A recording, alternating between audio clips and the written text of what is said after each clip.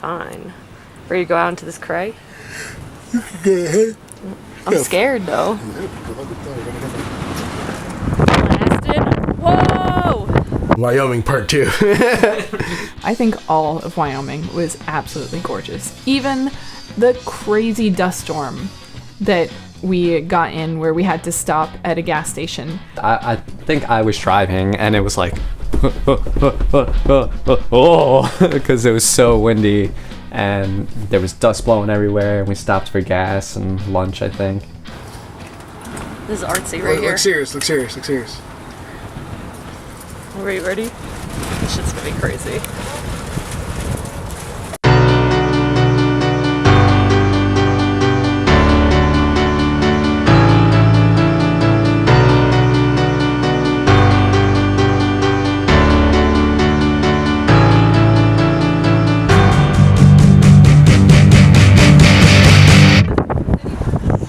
How's the wind? It's nice. God, say it into the camera. It's nice.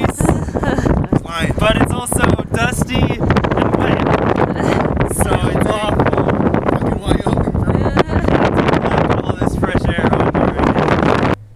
So the next night we went to Salt Lake, and we were staying right outside of Salt Lake in the mountains right up there, and we had booked this spot in a campground just a couple of days before because we weren't sure exactly where we were going to stay. We got there kind of late. The sun was going down, and we missed the turn to get into the campground because it's a very small little road. We realized that the road to the campground is very steep. We were like, wow, how are we gonna get our bus down this? How are we gonna get it up from this?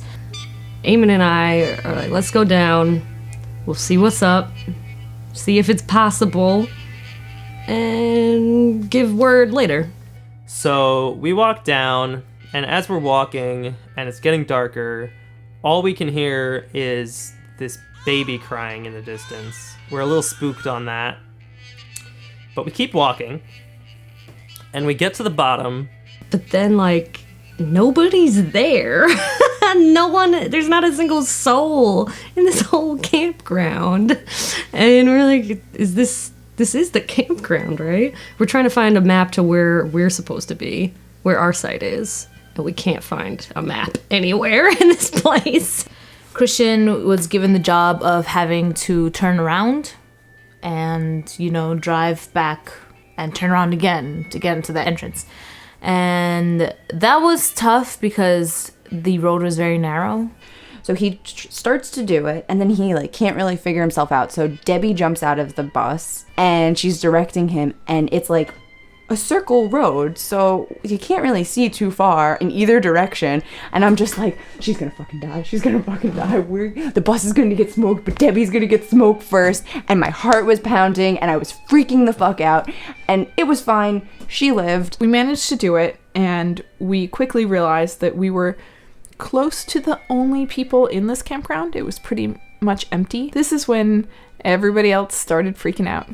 All right, so I know earlier I said that driving the bus was the scariest thing that I've ever done in my life, but sleeping in this campsite was the scariest thing I've ever done in my life. It's the middle of the night, and we're actually in the mountains. And so it's pitch black. And I just keep remembering hearing this baby cry. And we're wondering is the baby still around? Why was that baby crying anyway? I was walking around the area of our campsite, and we had a couple of picnic tables. And I walked over to the furthest one, and I noticed that there was a piece of bone on the table. Debbie was with me, and I told her, hey, don't tell anybody about this. I didn't feel like anyone needed to know that piece of information. Debbie, of course, then tells everyone that they need to stay with their buddy and to not ask why, but there's definitely a reason. There was not enough room for all of us to sleep on the bus that night. So at least 2 people had to camp. Me being a speaker and not a thinker at this moment in my life, I'm like, I can take one for the team. Me and Frisco can sleep in our tent and everybody else can sleep in the bus and it'll be fine. So we set up the tent and we lay down and I'm in there for 10 minutes and I'm already like, we're gonna die.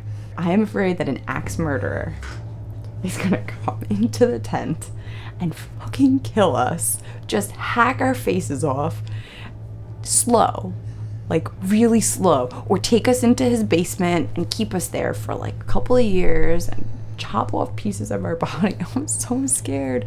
And Frisco was like, you're gonna be okay, it's gonna be fine. So I would doze off and then I'd wake up like a minute later and my heart would be pounding and I was just like, finally Frisco was like, I'm not sleeping like this, let's go, we're going in the bus. So we ended up just sleeping in these teeny seats because I was petrified. And then at 6:30 in the morning, we got up and we went back in the tent because an axe murderer can't get you if it's daytime, only nighttime.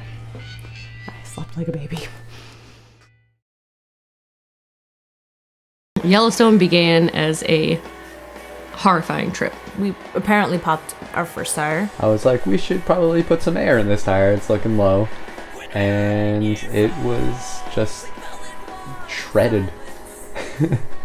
So we had to get a new tire. Most of our day was taken up waiting for the tire. We're, driving along and we're all getting hungry. Poppy sees a sign for taco time. And she was like, we have to go to taco time. So everybody's like, yeah, okay, F you, Poppy. Yeah, right, you said wall drug is great. I insisted on a few things, and the only thing that I insisted on that was fully appreciated was taco time. Taco time! At different points along the trip, people would kind of lose their mind for a little bit. We had the best time at taco time. I wish there was taco times in New York.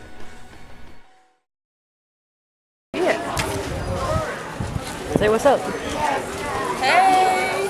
We're in Yellowstone, about to see Old Faithful erupt. No, that crow's all the way over there. Get out of there! Yo, that crow is gonna. Yo, those crows are gonna cook. Yeah. They're in the wrong spot. Good tonight. How do you really feel? I just sit. Waiting for this geyser to blow? I'm really excited. I haven't seen one of these before. Hola, ¿está?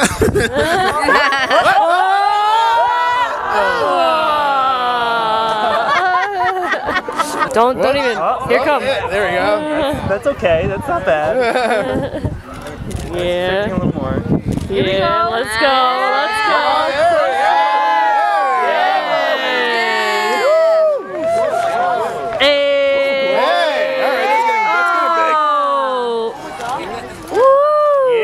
Shit, that's a lot. Yeah, what? Yo, 40 seconds after my phone died. Yo, damn. Look at all that. Yeah, that's pretty high though. Look at all those chickens. Earth's pimple. Earth's pimple.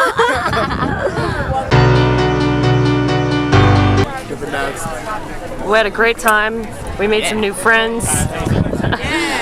It was good. We got everybody saying, Yeah, that was fun. I'm gonna be fast in this like group over here. alright. We got litter bugs. That ain't SMH. Y'all at a national park. Y'all at a national park and you don't respect. That's a shame. That's a damn shame. Should be ashamed. Future generations already fucking up. It's a shame. This trip is over. Trying to fill in these mermaid dots. I want ice Do you, cream. the viewer, want some ice cream? The viewer wants some ice cream. No lie. It was like 2 months ago. We got Dippin' Dots right here on his chest. Just trying to fill it in. So, it was cool. I'm really into nature things. Old Faithful was awesome. Like, watching it erupt and, being scared of at least getting one little splash of I mean, I'm sure they measured it so that we wouldn't, but, you know, still being kind of freaked out about it.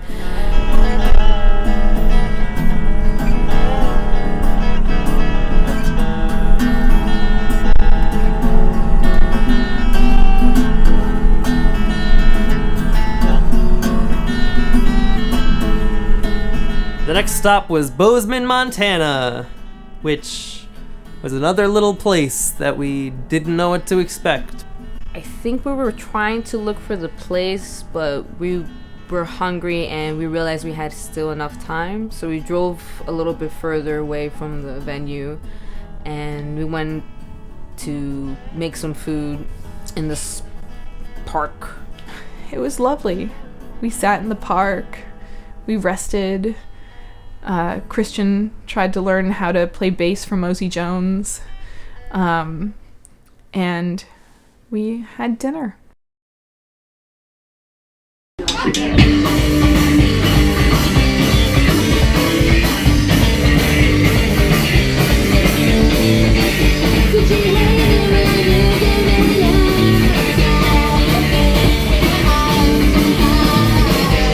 We played at a place called Zebra Cocktail Lounge. Our friends from Whistle Pig, which is a Korean restaurant, and also our friends from Charia, a band, helped book the show for us. Charia played. They were great. They really had different melodical sounds, different rhythms, and style was different. They were like I want to say like pop punk emo. They were pretty cool. First band I played there was Battle Stations. It was a punk rock group. It's different than other bands that I see because you have the lead singer playing acoustic punk, and you don't really see that nowadays, and I thought it was pretty cool. I didn't actually get to see a lot of their set because I was busy in the back teaching Christian how to play these songs, but I got out there like probably their last couple songs and it was good. I remember just having a few hours to collectively learn some Mosey songs, even though I only know like Green. Like I know Green and Hello Again fairly well because they're my two favorite songs, and then the other ones I have to like play through and learn. And then I was like, all right, well, here's my little cheat sheet of notes and go for it. And it went well.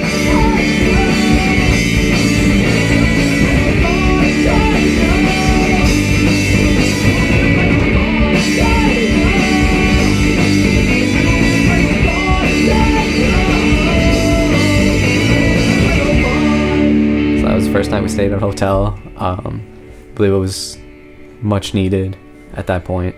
I think by that point everybody was kind of feeling the first little bit of tour fatigue. I slept so hard.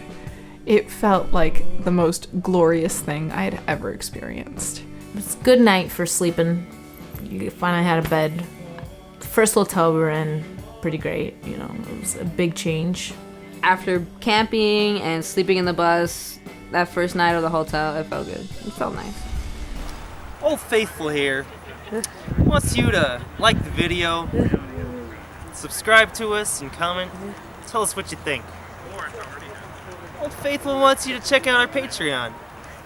See if anything there interests you. Old Faithful here wants you. Come through. It's waiting. Thanks for watching.